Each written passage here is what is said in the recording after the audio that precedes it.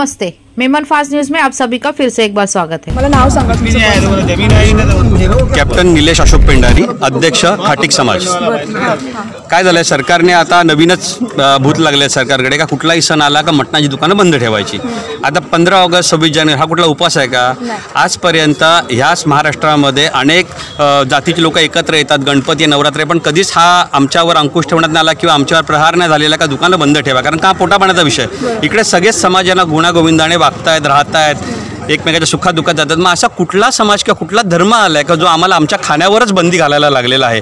आणि त्यांचं ऐकून सरकार असा आदेश पण काढून राहिलेला आहे का 15 ऑगस्टला दुकानं बंद, उद्या 26 जानेवारीला पण बंद सांगतील। ही घटना कल्याणची आहे ताजी, तर हे ती आग इथपर्यंत येऊ नये किंवा महाराष्ट्रात पसरू नये त्याआधीच त्या आगीवर आम्हाला पाणी नाही टाकायचं, थुकायचं आहे अशा गोष्टीवर का हे खाटीक समाजावर जो अन्याय होतोय हा खूप विचित्र पद्धतीचा आहे आणि आम्ही दुकानं बंद ठेवणार नाहीत। खाटीक समाज लढण्यास सिद्ध आहे।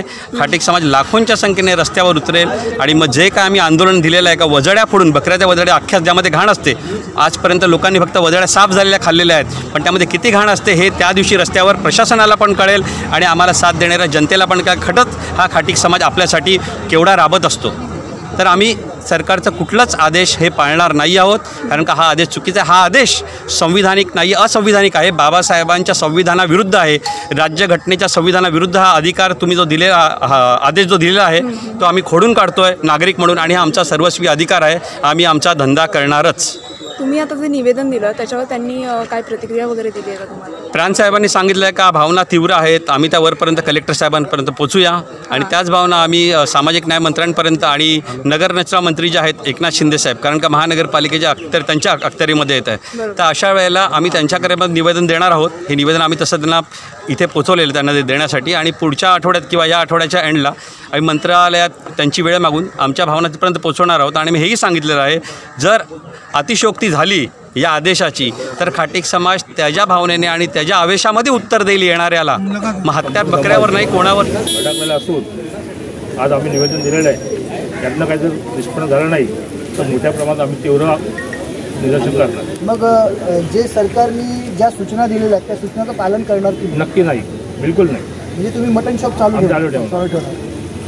त्यांचा या सगळ्या सूचनेला विरोध आहे का? विरोध काय, कारण काय विरोध? तुम्ही आता मेन प्रश्नांना विचारला का सूचनांना तुमचा आम्ही सूचना पाळणार का नाही?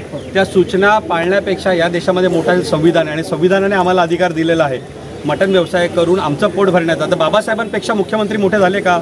संविधानापेक्षा इथूनचं राज्य मोठं झालं का? हा प्रश्न आम्हाला सरकारला करायचा आहे। जर आमच्या पोटापाण्यावरच तुम्ही पाय देणार, आम्ही काय वेगळ्या राज्यातले आहोत का वेगळ्या देशातले आहोत? आम्ही इथूनचेच नागरिक आहोत, आमचा अधिकार आहे मटण विक्री करायचा आणि तो आम्ही करणारच आणि त्यानेच आमचं पोट भरणार आहे। तर सरकारने हा फक्त खाटीक ना बहुजनांवरच अन्याय चालू आहे। एक आता जस्ट इकडे भंडाऱ्यांचा सत्याग्रह झाला, आता आमचा चालू आहे। कुठेतरी लढणाऱ्या लोकांना, ज्यांच्यासाठी बाबासाहेबांनी, शाहू फुले आंबेडकरांनी आयुष्याचा होम केला, त्याच समाजाला पुन्हा एकदा दोरखंडामध्ये टाकण्याचा प्रयत्न चालू आहे। हळूहळू आमचा हा व्यवसाय आहे हा त्यांना उद्योगपत्यांकडे द्यायचा आहे। हा व्यवसाय ज्यावेळेला आम्ही 800 रुपयांनी चांगलं मटण विकतो, हेच मटण पुढे जाऊन समाजाला 2000 रुपये किलो पॅकिंगमध्ये मिळणार आहे आणि आमचा समाज मिळणार आहे।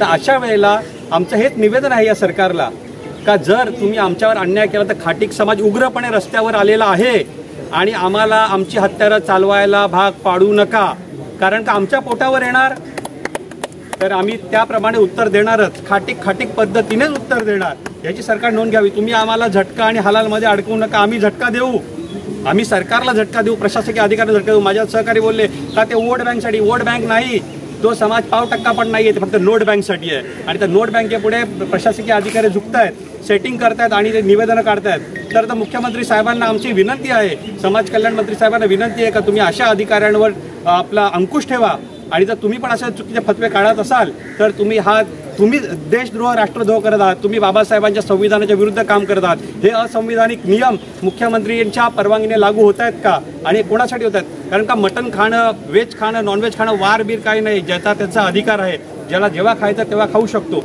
आम्ही कोणाच्या घरादारात टाकत नाही। आम्ही आता निवेदनामध्ये म्हटलेलं आहे जर हेच जर पुढे चालू राहिलं तर पहिलं आंदोलन होईल। आम्ही शेकडोच्या संख्येने इकडे बकऱ्याच्या वजड्या आणूया आणि त्या फोडूया, त्यावेळेला त्यांना कळेल का किती घाण आम्ही साफ करून किती चांगलं आणि पोषक मटण आम्ही जनतेपर्यंत पोहोचवतो आणि किती खाटीक समाज आपल्या म्हणजे आरोग्याशी किती खेळतो हे पोहोचवण्यासाठी।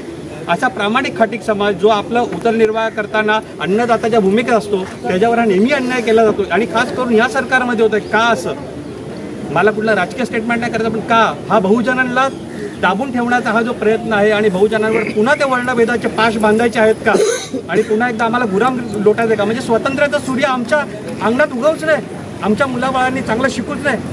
आता लाखो रुपयाचा आमचा माल पकडला, त्यामध्ये 3 व्यापारी असे आहेत का त्यांचे 10 बकरे होते, त्यांनी ते कर्ज घेतलं 1.5 लाखाचं कर्ज. आता त्यांची मुलं त्यावेळेला ॲडमिशन नाही घेऊ शकली शाळेमध्ये, तरी नुकसान, इकॉनॉमिक नुकसान कोण भरून